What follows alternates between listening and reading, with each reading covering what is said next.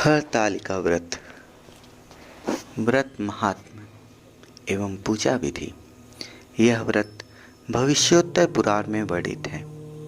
इस व्रत को स्त्रियों को भाद्रपद शुक्ल पक्ष की तृतीया को करना चाहिए। जिस दिन मुहूर्त भर भी तृतीया हो, उस दिन इस गौरी व्रत का विधान है। कुछ विद्वान इसे तृतीया और चतुर्थी मिली हो, उस दिन का उत्तम अनुष्ठान बताते हैं। इस व्रत को सधवा और विधवा दोनों ही कर सकती हैं। सधवा अपने अखंड सुहाग के लिए और विधवा शिवलोक की प्राप्ति के लिए व्रत करती हैं। देश भेद में यह व्रत अलग अलग क्षेत्रों में अलग अलग नाम से और अपने यहाँ की परंपरा के अनुसार होता है, लेकिन विशेष बात यही है कि यह उमा महेश्वर शिव पार्वती का ही व्रत होता है और कहीं कहीं तो माता पार्वती की विशेष पूजा अर्चना की जाती है।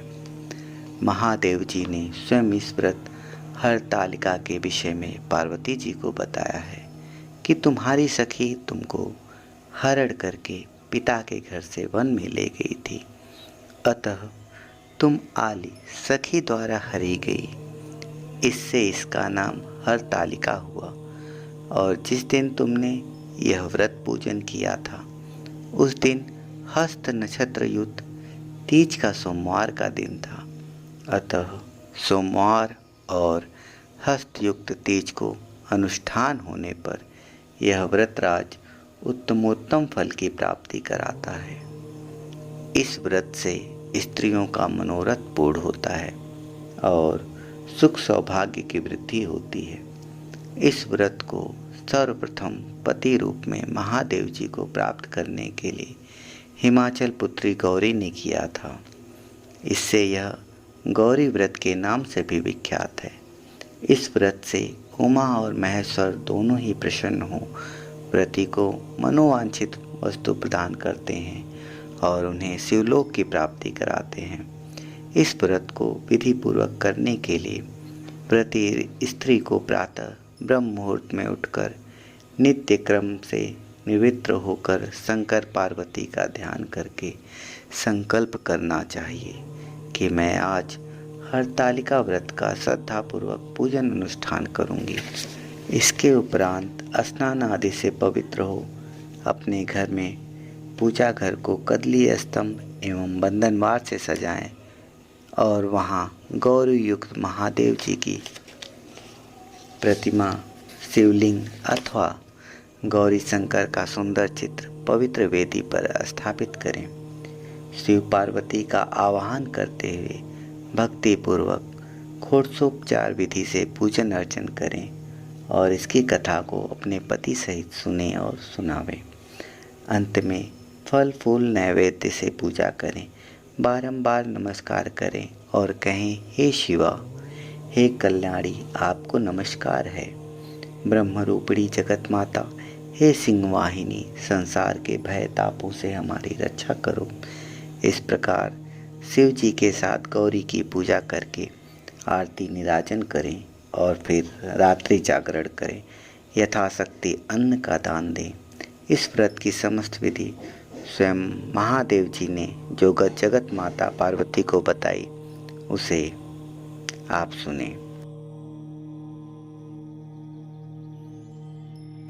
अब आइए श्रद्धापूर्वक हरतालिका व्रत कथा या तीज की व्रत कथा को हम सुनते हैं।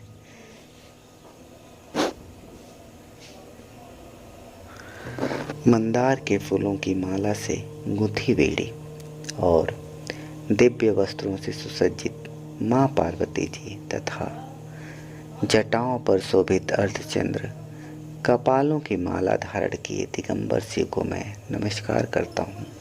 एक समय परम पवित्र भूमि कैलाश पर्वत पर विशाल वट वृक्ष के नीचे भगवान शिव, माता पार्वती एवं सभी गणों सहित अपने बागंबर पर विराजमान थे। बलवान वीरभद्र, भृंगी, श्रृंगी, नंदी आदि अपने अपने पैरों पर सदाशिव के दरबार की शोभा बढ़ा रहे थे। गंधर्व, किन्नर, ऋषिगण शिव भगवान की विविध अनुष्टुप छंदों में स्तुति गान कर विभिन्न प्रकार के वाद्यों को बजाने में संलग्न थे। उसी शुभ अवसर पर माता पार्वती जी ने भगवान शिव से दोनों हाथ जोड़कर प्रश्न किया कि हे महेश्वर, मेरे बड़े सौभाग्य हैं जो मैंने आप सरीखे अर्धांगी पति को वरण किया। यदि आप प्रसन्न हों तो क्या मैं जान सकती हूँ कि मैंने वह कौन सा पुण्य दान किया है जिससे आप जैसे जगत के स्वामी पति रूप में मुझे प्राप्त हुए।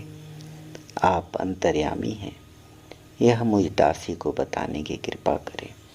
तब पार्वती जी की ऐसी प्रार्थना सुनकर शिव जी बोले, हे वरानने, उस समय तुमने एक अति उत्तम पुण्य का संग्रह किया था, जो एक अति गुप्त व्रत है जिसे तुमसे कहता हूँ। यह व्रत भाद्रपद मास के शुक्ल पक्ष की तीज का व्रत है, जो हरतालिका के नाम से प्रसिद्ध है। यह व्रत जैसे तारागणों में चंद्रमा, नौ ग्रहों में सूर्य, वर्ण ब्राह्मण, नदियों में गंगा, पुराणों में महाभारत, वेदों में साम, इंद्रियों में मन, ऐसा यह व्रत श्रेष्ठ है। जो तेज हस्त नक्षत्र युक्त पड़े तो वह और भी महान पुण्यदायक होता है। ऐसा सुनकर श्री पार्वती जी ने पूछा, हे महेश्वर, मैंने कब और कैसे यह व्रत किया था? विस्तार के साथ श्रवण करने की इच्छा है। इतना सुन भगवान शंकर बोले कि हे उमा, भारतवर्ष के उत्तर में यह जो हिमालय श्रेष्ठ पर्वत है, यह नाना प्रकार की धन संपदा, खनिज, वनस्पति, औषधियों से युक्त है। यह हिमशिखरों वाली चोटियों रूपी भुजाओं से आकाश को छूता है और गंगा के कलकल शब्द से शब्दायमान रहता है। यहाँ नाना प्रकार के पशु पक्षी विचरते हैं। इसके राजा का नाम हिमांचल था। वहाँ उनके गृह में तुम भाग्यवती रानी मैना से पैदा हुई थी। तुमने बाल्यकाल से ही मेरी आराधना करना आरंभ कर दिया था। कुछ आयु बढ़ने पर तुमने हिमालय की दुर्गम गुफाओं में जाकर सहेली सहित मुझे पाने हेतु 12 वर्ष का तप आरंभ किया। तुमने ग्रीष्म ऋतु में बाहर चट्टानों पर आसन लगाकर तप किया। वर्षा ऋतु में बाहर पानी में तप किया। हिम ऋतु में पानी में खड़े होकर मेरे ध्यान में संलग्न रही। इस प्रकार 6 ऋतुओं में तपस्या कर ली और जब भी मेरे दर्शन न मिले तब तुमने ऊर्ध्वमुख होकर केवल वायु सेवन की। फिर वृक्षों के सूखे पत्ते खाकर इस शरीर को छेड़ किया। तुम्हारी इतनी कठिन तपस्या करने पर भी मैं उस उपयुक्त समय की प्रतीक्षा करता रहा जब तुम्हारी तपस्या और अधिक कठोर हो और तुम्हारे पिता के हृदय में तुम्हारे विवाह का विचार उत्पन्न हो। एक दिन तुम्हारे तेजस्वी स्वरूप और तुम्हारी विवाह योग्य आयु को देखकर तुम्हारे पिता को चिंता होने लगी कि मुझे अपनी ऐसी कन्या के लिए उपयुक्त वर की खोज करनी चाहिए। उन्हीं दिनों नारद जी भ्रमण करते हुए हिमालय क्षेत्र में आए और वहाँ तुमको देखा। यह जानकर कि तुम राजा हिमांचल की पुत्री हो, वे तुम्हारे पिता के यहाँ गए। राजा ने अति हर्ष के साथ महर्षि का स्वागत पूजन किया और उन्हें योग्य आसन देकर उनसे उपस्थित होने का कारण जानने को इच्छुक हुए। नारद जी की बातें तो सदा निराली होती ही हैं। उन्होंने तुम्हारे पिता से प्रश्न किया कि आप बताएं, आपके मुखमंडल पर चिंता की रेखाएं क्यों हैं? राजा ने कहा, हे तपोधन, तुम मेरी पुत्री को देख चुके हो। मुझे उसके लिए योग्य वर की चिंता सता रही है। इस पर नारद जी ने तुरंत कहा, मैं अभी बैकुंठ से आ रहा हूँ। मेरी सम्मति यदि आपको स्वीकार हो तो आपकी पुत्री के लिए बैकुंठ निवासी शेष साई भगवान विष्णु योग्य वर हैं। वे आपकी कन्या का वर्ण स्वीकार कर लेंगे। इस पर तुम्हारे पिता आनंदित हुए और बोले, यदि विष्णु जी को मेरी कन्या स्वीकार हो तो मेरा सौभाग्य होगा। मैं अवश्य ही अपनी कन्या उमा का वाग्दान विष्णु जी को करूँगा। नारद जी तो ऐसा सुनकर बैकुंठ चले गए। इधर तुम्हारे पिता महाराज हिमांचल ने प्रसन्नता के साथ तुम्हें यह समाचार सुनाया कि विष्णु जी से तुम्हारा विवाह मैंने निश्चित कर दिया है। ऐसा सुनते ही तुमने महान दुख में अपने को पाया और पिता के चले जाने के पश्चात तुम अत्यंत व्याकुल हो विलाप करने लगी, प्राण त्यागने की बात सोचने लगी। जब तुम्हारी सखी ने तुम्हें इस प्रकार दुखी देखा तो कारण पूछा। तुमने अपनी सखी को सब वृत्तांत सुनाया और कहा कि तुम जानती हो कि मैंने कैलाशपति महादेव के लिए तप किया है और मैं उनको अपना पति मान चुकी हूँ, अतः मैं प्राण त्याग के अतिरिक्त और क्या करना चाहूँगी। तब तुम्हारी सखी ने तुम्हें सांत्वना देते हुए कहा, देवी तुम प्राण त्यागने की क्यों सोचती हो? मैं तुम्हें ऐसे स्थान पर ले चलूँगी जहाँ आपको आपके पिताजी अथवा कोई अन्य खोज न सकेगा। वहाँ तुम तपस्या में तब तक लीन रहना जब तक कि महेश्वर प्रसन्न न हो और तुम्हारा वर्ण न कर लें। इस प्रकार सहमति बना तुम अपनी सखी के साथ नदी के तट पर एक गुप्त गुफा में प्रवेश कर वहाँ मेरे नाम की तपस्या करने लगी। भाद्रपद शुक्ल की हस्त नक्षत्र युक्त तृतीया को तुमने उपवास रखकर बालू से शिवलिंग की स्थापना की और पूजन कर रात्रि जागरण किया। तब तुम्हारी तपस्या और व्रत पूजन से मैं आंदोलित हो उठा और मैंने तुम्हें प्रकट हो दर्शन दिया एवं तुमसे वरदान मांगने को कहा। तब तुमने लज्जा युक्त हो अपने सिर को झुकाए कहा, आप सब जानते हैं, यदि आप मुझसे प्रसन्न हैं तो मुझे अपनी अर्धांगिनी रूप में स्वीकार करें। तब प्रसन्न हो मैंने तुम्हारी मनोकामना की पूर्ति करना स्वीकार किया और कैलाश लौट आया। इधर तुम्हारे अपने घर से इस प्रकार बिना कहे चले जाने पर तुम्हें बहुत खोजा गया। घर घर और वन में बहुत ढूंढा गया, किंतु तुम्हारे न मिलने पर राजा हिमांचल कहने लगे कि हमारी कन्या को कौन सा देव, दानव, गंधर्व, किन्नर कहाँ हर ले गया। तुम्हारे पिता तुम्हें कहीं न पाकर और भगवान विष्णु के साथ तुम्हारे विवाह का वचन भंग होने की चिंता में दुखी हो एक बार तुम मूर्छित हो गिर पड़े। इधर तुमने अपने व्रत अनुष्ठान की पूर्ति होने पर व्रत का पारण किया। समस्त पूजन सामग्री को नदी में विसर्जित कर स्नान आदि किया। उसी समय तुम्हारे नगर निवासी मंत्रीगण पिता हिमांचल के साथ वहां आ पहुंचे तथा तुमको सखी सहित पाकर प्रसन्नता को प्राप्त हुए। वे तुमसे लिपट कर रोने लगे और बोले, उमा तुम बिना बताए इस भयंकर वन में कैसे चली आई, जहाँ सिंह, व्याघ्र, सर्प, भालू, हिंसक जीवों का निवास है। यहाँ तुम कैसे अब तक रह सकी? चलो अब घर चलो, देखो तुम्हारी माता आदि सभी तुम्हारे इस प्रकार चले आने से दुखी हैं। यह सुनकर तुमने कहा, पिताजी आपने जो मेरा विवाह विष्णु जी के साथ करना स्वीकार किया है, इससे मैं इसी वन में रहकर अपने प्राण विसर्जन करूंगी।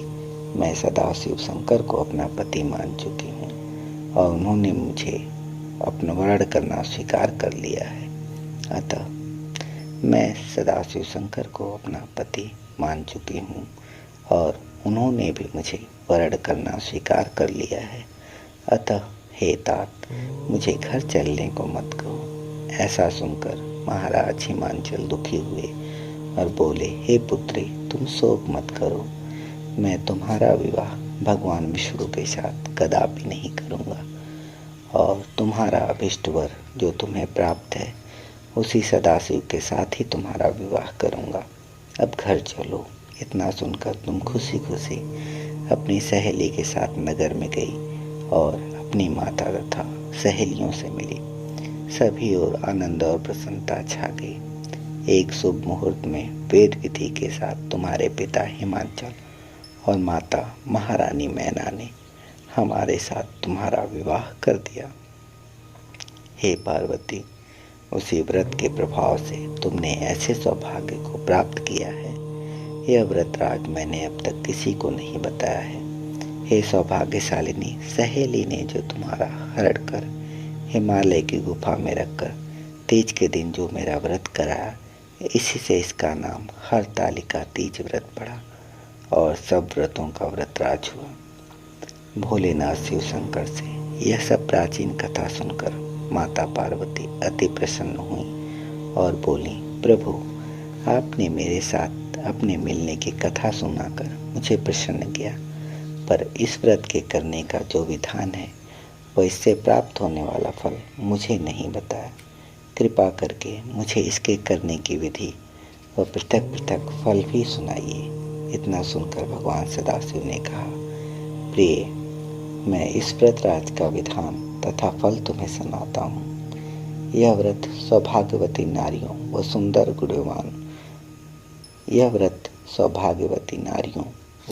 सुंदर गुणवान पति चाहने वाली कन्याओं को करना चाहिए। भाद्रपद के शुक्ल पक्ष की द्वितीया की शाम को आरंभ करते हुए इस तीज के व्रत को धारण करें। व्रत निराहार अर्थात बिना आहार और निर्जला करना चाहिए।